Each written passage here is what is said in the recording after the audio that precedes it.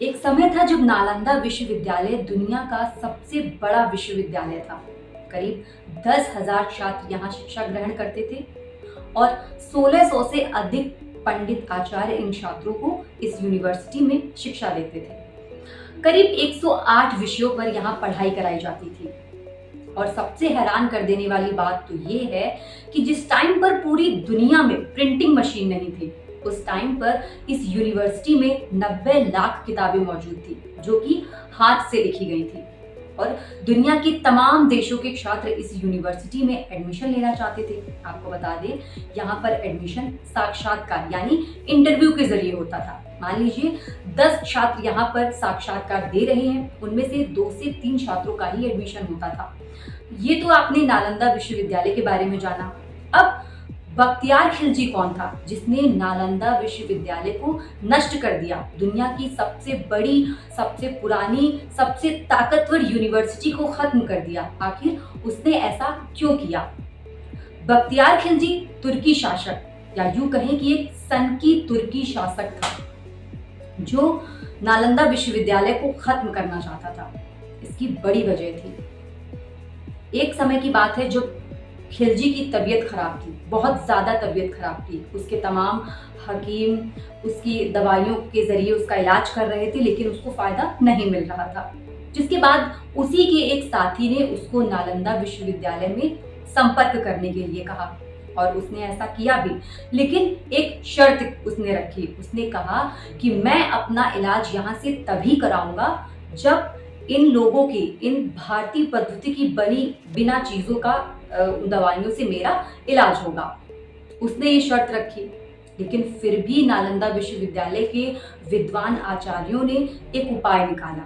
उन्होंने उसको एक कुरान की किताब दी और कहा कि इसको रोज दिन में 2 से 3 बार पढ़ना। खिलजी ये बात मान गया और कुरान की उस किताब को लेकर वापस आ गया और दिन में 2-3 बार पढ़ना उसने शुरू कर दिया। समय बीतता गया। कुछ समय बाद उसको ये एहसास हुआ कि इस किताब को पढ़ने से, इस कुरान की किताब को पढ़ने से उसको फायदा मिला है, यानी उसकी तबीयत में सुधार हुआ है। अब वो ये बात जानना चाहता था कि आखिर इस कुरान की किताब में ऐसा क्या था जिसके जरिए उसको फायदा हुआ।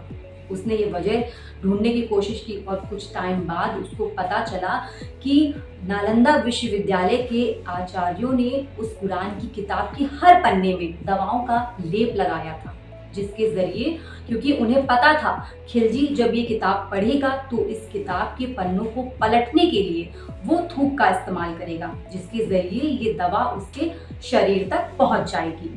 लेकिन खिलजी ये बात जानकर बहुत गुस्साया, क्योंकि वो ये बात मानने के लिए तैयार नहीं था कि उसके हकीमों से ज्यादा ताकतवर नालंदा विश्वविद्यालय के आचार्य शिक्षक थे।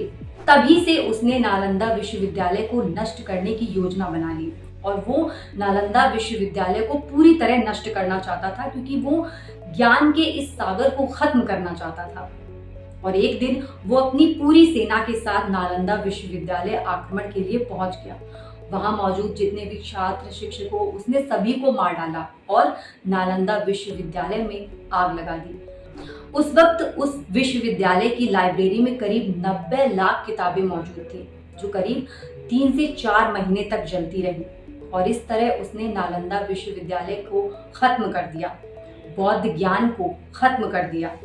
खिलजी की नालंदा विश्वविद्यालय को नष्ट करने की बड़ी वजह यही है कि वो वहां की ताकत को जान चुका था और उसने नालंदा विश्वविद्यालय का तभी अंत कर दिया था। लेकिन अब भारत सरकार और दुनिया के तमाम देश मिलकर नालंदा विश्वविद्यालय को उसके पुराने स्वरूप में लाने की कोशिश कर रहे हैं। फिलहाल आपकी इस वीडियो पर क्या राय है, कमेंट बॉक्स में जरूर बताइएगा।